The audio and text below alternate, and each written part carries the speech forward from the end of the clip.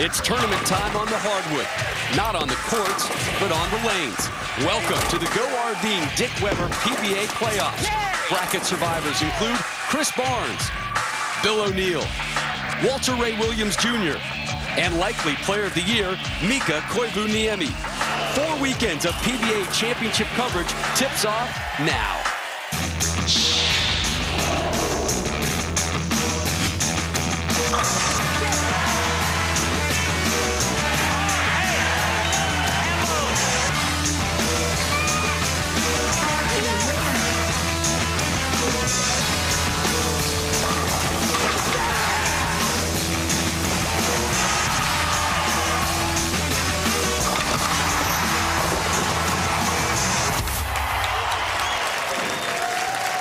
The great state of Indiana does many things well. Today, they combine two of their more successful passions, basketball and bowling. We welcome you to the first ever Go Ardeen Dick Weber PBA Playoffs. And glad you're with us this Sunday. Rob Stone, PBA Hall of Famer Randy Peterson. The 52nd season of PBA action has seen 5 first-time winners on the tour and a memory-filled campaign, primarily courtesy of Mika Koivuniemi. Today, we begin the first of 4 weeks of coverage of the final event of this season, the PBA Dick Weber Playoffs. It's kind of like bowling's version of March Madness. It really is, and as you know, the NCAA increased the field from 64 to 68 this season with 4 regions. Not enough. No, I need more. I need more substance. And guess what? We get it right here at the Dick Weber Playoffs. We started with 156 players and 6 regions. We are now down to the final 3 in each region. Guess what? It's do or die time, Rob. Win and move on, lose and you're out. Let's take a look at our brackets. You'll see some familiar household names like Barnes, Belmonte, Mika Koivuniemi, Bill O'Neill. There's even a Walter Ray Williams Jr. sighting. There are also some surprises, and just like the NCAA tournament, watch out for upsets. And today we will have 3 regional finals, and we begin in the East. Ladies and gentlemen, your East Region Finals. He owns 4 PBA regional titles and won his first career PBA Tour title at the 2010 PBA World Series of Bowling Chameleon Championship, Scott Norton.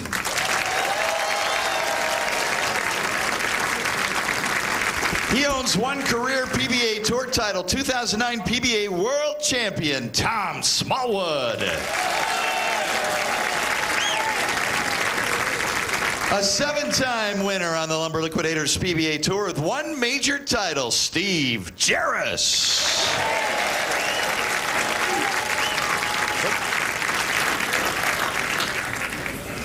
And Jarris will bat leadoff for us. This for the East Regional Championship. High score moves on to the final 6.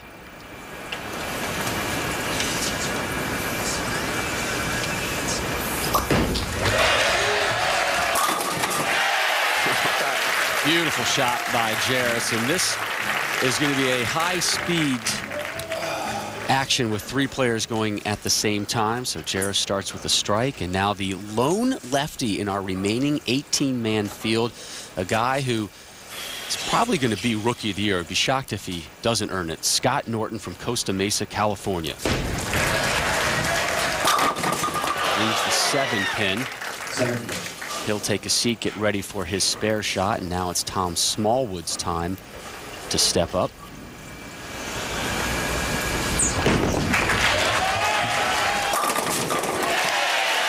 Hello, trip 4. Smallwood takes a seat. Norton, the only one not to strike. Here's his spare effort in the first. All over the 7. Everybody's clean through first, and you heard Scott talk about get over those early TV nerves. This is just his 2nd ever TV appearance for Steve Jarris. This is his 41st career TV singles appearance, and here's the arsenal he has with him today, Randy. A rising star, the weakest or less aggressive ball in his arsenal so that he can go much straighter up the lane just outside 2nd arrow. 2 for 2 for Jarris. Well, he's dialed in early. Rob, I predict high scores in this opening match.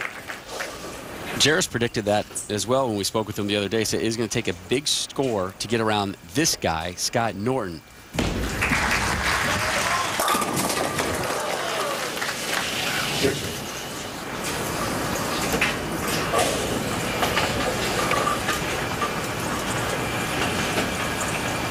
Tom Smallwood, he was your #1 seed at the TOC, finished second to Mika Koivuniemi.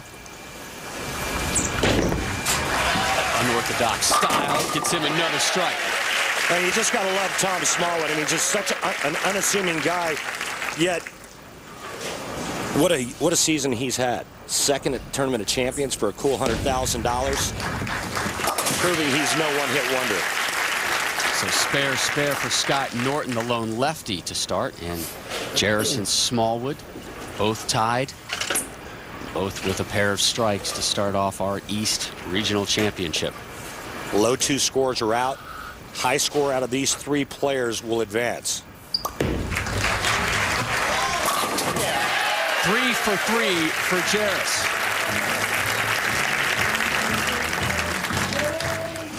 So here is Scott Norton stepping up, a lawyer by trade as well. The law offices of Scott Norton in Costa Mesa, California. He's got a case going to trial soon as we take a look at his arsenal today as he steps up in the 3rd. Still Scott with the wicked siege, the strongest ball in his arsenal, and still looking for his first strike. He did hit the pocket first 2 frames. This ball goes light.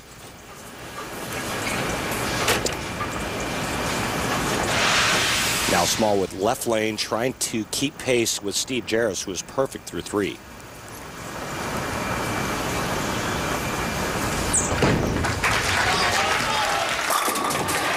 Talked about the great season that Smallwood has had. 6 top 20 finishes, including 3 in the top 5, was 4th at our last PBA event, the Mark Roth Plastic Ball Championship. Norton cleans that one up again. So through 3, we're still tied atop. Jarris and Smallwood are perfect, and Norton down 23.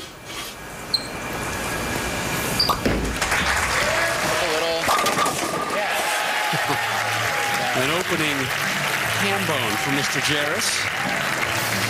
And Rob, you see the 2 different angles by the right-hander. Steve Jarris going much straighter. Tom Smallwood in, circling a little bit more, both angles effective. And that's pretty much what we saw through this entire event. This oil pattern lent itself to playing the lanes a lot of different ways.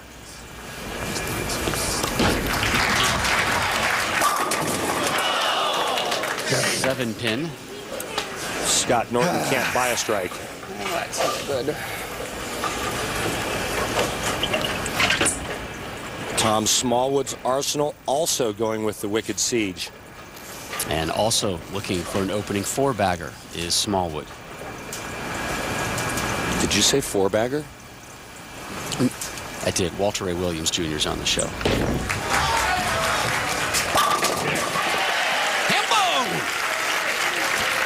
There, I get back to my roots, Randy. Oh, if Scott Norton were to hear that, he would say, I strenuously object, Your Honor. Hey, that's 2 7 pins in a row. For me. Big hole early for Scott Norton as he's 34 back. Jarris and Tom Smallwood, well, they're perfect through 4 frames.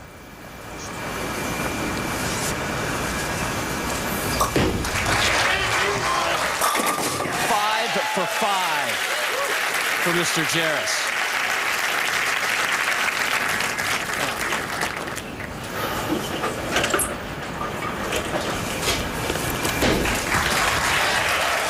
Ball change for Norton, same result.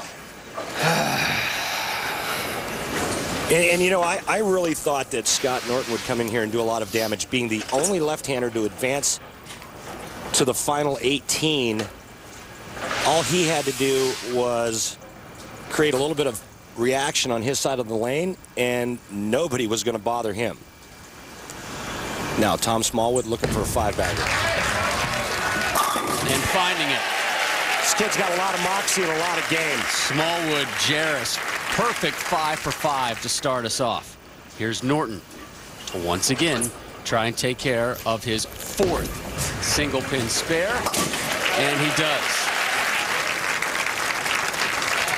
Steve Jarris and Tom Smallwood, perfect through 5. And we crown our first regional champ when we return to Indy and ESPN's coverage of the Go RVing Dick Weber playoffs. The Go RVing Dick Weber PBA playoffs are brought to you by the makers of Bayer Aspirin. Expect wonders. By Geico, 15 minutes could save you 15% on car insurance. By Budweiser, great times are waiting. Grab some buds. And by Lumber Liquidators. Go to lumberliquidators.com for a list of our new store openings. Welcome you back to Woodland Bowl here in Indianapolis. The 28th time the PBA has stopped here. Our continuing coverage of the Go RVing Dick Weber PBA playoffs. Time now for the winning touch, brought to you by Touch of Gray. Gets rid of some gray, never all. Takes us back to earlier this season. Scott Norton captured his first career PBA title. He was your tournament leader at the Chameleon Championship. Almost dropped a 300 for us as he started the match with the first 8 strikes. Ran over Sean Rash for his first career title. But Mr. Norton in a bit of an early hole here. Nothing but spares for Norton thus far, which means he is now down 45 to both Smallwood and Jarris. All right, good shot here.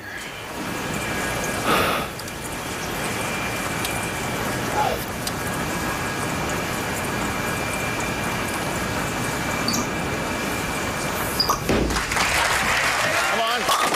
Yes. Crack open the 6-pack for Jarris.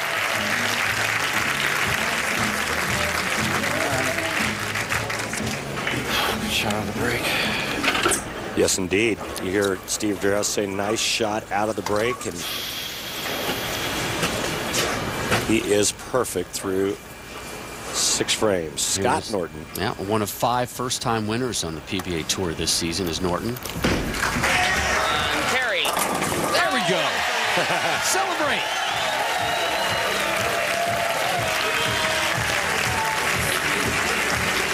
All right, Scott, off the schneid.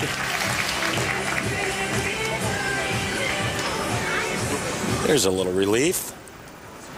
A little bare pain relief right there for Scott Norton. Finally catches his first strike of this match. Remember, the low 2 scores go home. The high score out of the 3 advance. It's terrible. So Jarris steps up now, and Steve, nothing but strikes thus far. This was not intended to be a jinx by any means here, but what are you seeing out there on the lanes that's making it so easy for you thus far? Well, I wouldn't exactly call it easy, but you know, this whole format all week has been a sprint, and just trying to make the best shots you can, and really just trying to make sure I'm up on the correct lane at the correct time. That conversation, we'll let Smallwood step up and take care of the 10 pin. So the first spare of the match for Smallwood, and now Jarris steps up looking for 7 in a row. And Jarris, no stranger to perfect games. He was the 13th player in PBA history to bowl 300 on television. We did everything in our power to jinx him, and he was able to overcome it. Congratulations, Steve. He fought through it. He fought through it like a true champion.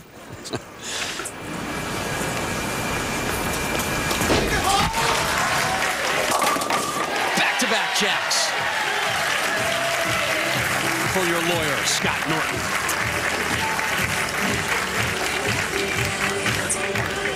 And the smile returns to the 29-year-old's face. Too little, too late. Tom Smallwood making his 4th televised appearance of the season, 6th of his career. Back on the strike train in the 7th. I love the way he kind of stalks to the approach. You know, he's kind of got that right shoulder lowered down there. He creeps up. He's got the half a thumb in the thumb hole and just wails on it at the bottom of the swing. Well, you talk about the stalking. He is a hunter. You see the camouflage jersey he wears. He knows how to stalk. One of the many really good people out here on the tour. Very unassuming guy who admits he needs a little more of that eye of the tiger. Jarris. Tip a little. Oh, look out. All right, good shot. Left the 10 pin. Well, at least the 7's not standing with it, and it was for just a quick moment there. You see the 7, but just the 10 standing. And now, with a spare here, Steve Jarris and Tom Smallwood, if they take it off the sheet, meaning they strike out, they will both shoot 279.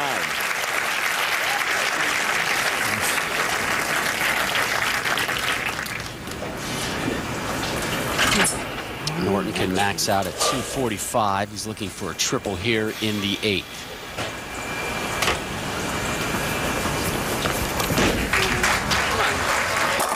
And finds that triple. Not a few frames yet. Steve Jarris is already in the 250s. Tom Smallwood with a strike here will be in the high 240s. Smallwood needs to strike right here. And he does. But he slaps it off nicely. Just 2 frames left here in the East Regional Championship 3-man match. Winner moves on in the Dick Weber playoffs.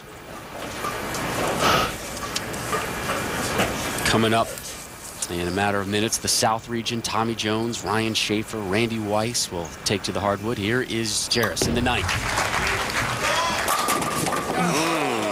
And again, the momentary 7-10 leave, and the 7 will drop. Just a little soft down lane reaction. The last 2 shots have left the weak 10 twice in a row. This could spell trouble coming down the foundation frame, 9th frame, and the 10th. What advice would you give him? He needs to catch it just a little bit more at the bottom of the swing to get that ball to tip just a little bit harder in the back part of the lane. Jarris takes a seat as he takes care of his 2nd straight Good shots. single pin spare conversion. Again, Steve Jarris in the 250s. Tom Smallwood is only in the 240s. So Smallwood does need to continue to strike to catch it. And there's 4 strikes in a row for Norton. Where was that about 6 frames ago?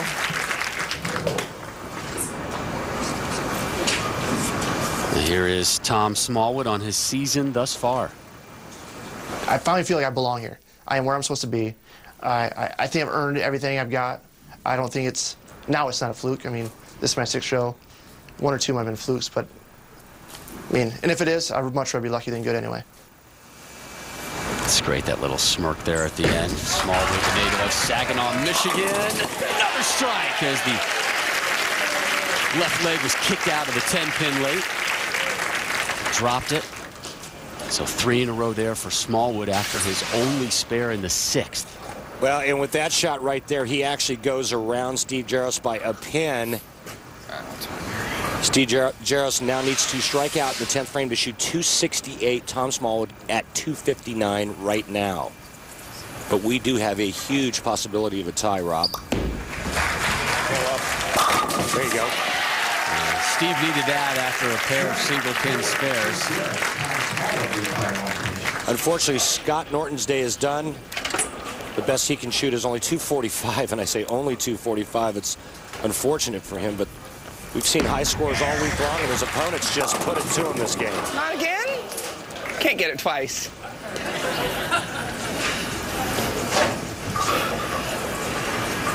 Big shot coming up right here for Steve Jarris. His 2nd effort in the 10th. Come on, ball. Oh. 10 won't fall. Wow, it looked like he got it in the oil just a pinch. The ball scooted down the lane for a nasty ringing 10. It was like 9.5. Norton takes care of the spare.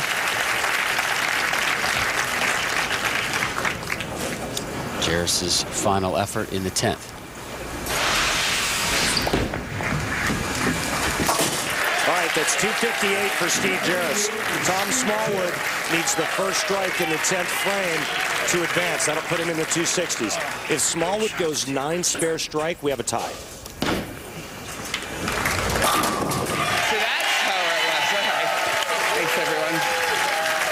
I got to be honest with you, Rob. I think getting rid of the low left-hander, I think the rest of the players that are left in this tournament are breathing a huge sigh of relief right now.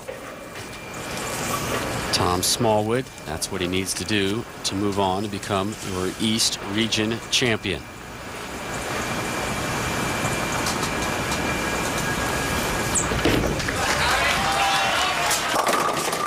Leaves the 7-pin. Got to make it, and he's got a strike to tie. Anything less, Steve Jarris moves on.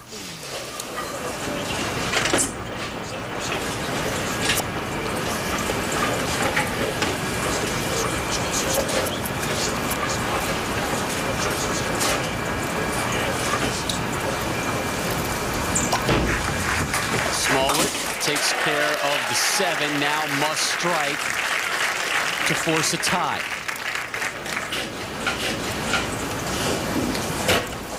Steve Jarris 258, Scott Norton 224. Tom Smallwood needs a strike right here for 258. Big scores early on at the Dick Weber playoffs.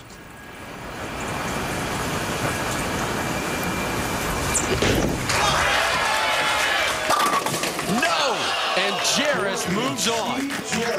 He got it in a pitch, Rob, and it went 4-pin. Tom Smallwood hated this shot off his hand as soon as he let it go. He knew it was left. In disgust, turned away from it. Actually, quite surprised that the ball even had a chance to hit the puck. It goes high and leaves the 4-pin. Unfortunately, he loses by 1. That man advances by 1. Steve Jarris is your first regional champion, and he puts his name in the bracket and moves on to bowl again. Next up, we head to the South region. Brian Schaefer, the Yankee, taking on 2 South Carolina natives, former Player of the Year Tommy Jones and Randy Weiss.